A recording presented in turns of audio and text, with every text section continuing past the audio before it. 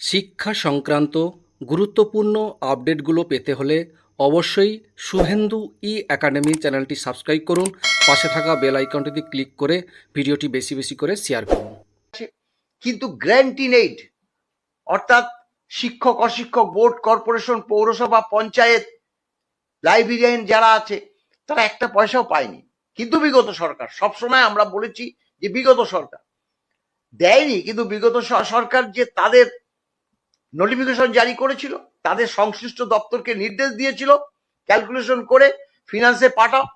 সেই সংশ্লিষ্ট দপ্তরগুলো এই যে গ্র্যান্ট ইন এইড কর্মচারীদের হিসেব নিকেশ করে ফিনান্সে পাঠিয়েছে। এই তো মাননীয় অ্যাডিশনাল চিফ সেক্রেটারি ফিনান্স আছে, তিনি নিশ্চয়ই জানেন। কিন্তু ফিনান্স থেকে কোনো কনকারেন্স দেয় যায়নি, যার জন্য তাদের সংশ্লিষ্ট দপ্তরগুলো ডিএটা দেয়নি। তা তাদেরও যাতে ডিএটা হয়, হ্যাঁ এটাও বলেছি।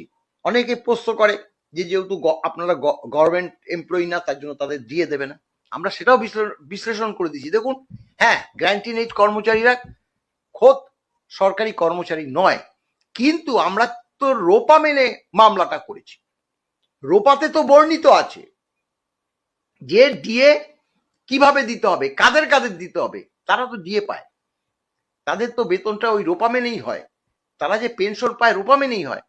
তাহলে খোদ রাজ্য সরকারি কর্মচারীরা পেলে গ্র্যান্ট ইন এইড কর্মচারীরা পাবে না কেন? অনেকটা কাজ তো এগিয়ে আছে। তাহলে তাদেরটা যাতে দেওয়া হয় সেই ব্যাপারে আপনারা একটু চিন্তা ভাবনা তো আপনাদের করতেই হবে। সেই ব্যাপারে একটা কথা বললো, বলে ঠিক আছে আমরা এটা দেখছি। এগুলো সবই লিখিত বার্তা, লিখিত ভাবে মাননীয় মুখ্যমন্ত্রী যে অ্যাডভাইসারি যে যিনি আছে মাননীয় সুব্রত গুপ্ত, তিনি সেগুলো নোট করছেন, না পাশেই বসেছিল, আমি দেখছিলাম। এবার আমরা বলেছি যে একটা বিশাল সংখ্যক কর্মচারী যারা কলকাতা কর্পোরেশন এলাকায় থাকে, অবসরপ্রাপ্ত কর্মচারী যাদের বয়স ৮০, ৮৫, ৯০, এমনকি প্রায় ১০০ ছুঁই ছুঁই, অসুস্থ, মারাত্মক ব্যাধিতে আক্রমণ, তারা একটা পয়সাও পায়নি। আমাদের কাছে ফোন করে বলছে যে মলয়বাবু আমরা কি এই জীবদ্দশায় ডিএটা পাবো না? তখন এই বার্তাটা শুনে জিজ্ঞাসা করলো ক্যালকাটা কর্পোরেশন, এটা হয়তো ধারণাই ছিল না।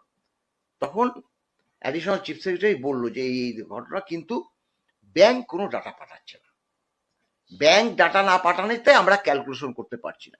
তখন আমরা বললাম আপনারা বলছেন ব্যাংক ডাটা পাঠাচ্ছে না, আমরা যখন এজি বা ব্যাংকে খোঁজ নিচ্ছি তারা বললো আমরা ডাটা পাঠিয়ে দিচ্ছি, কিন্তু ফিনান্স ডিপার্টমেন্ট কোনো ক্যালকুলেশন করে পাঠাচ্ছে না, যাই তাদেরকে দেওয়া হচ্ছে না। এইভাবে যদি মানে টান পড়ে চলে তা তারা কবে পাবে?